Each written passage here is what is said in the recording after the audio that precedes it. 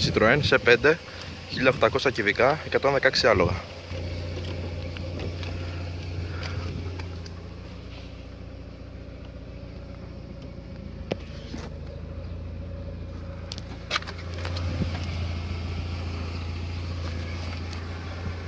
Εδώ τώρα σηκώσαμε την ανάρτηση.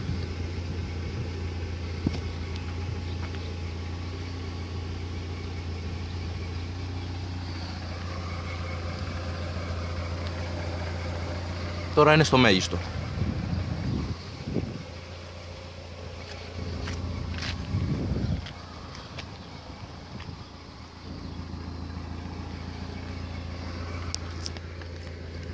Και τώρα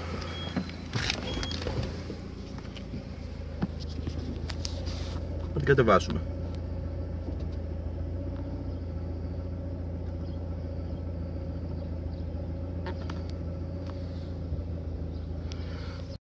Τώρα έχουμε κατεβάσει την ανάρτηση. Για να δούμε.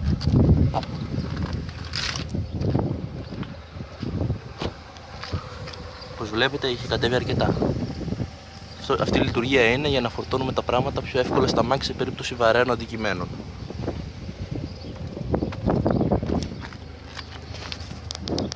Και τώρα θα την επαναφέρουμε στο κανονικό της.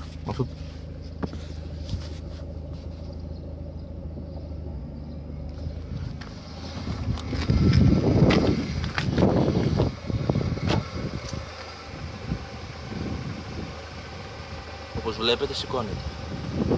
Αυτό ήταν στη βασική έκδοση του αμαξιού. Του αυτοκινήτου, συγγνώμη.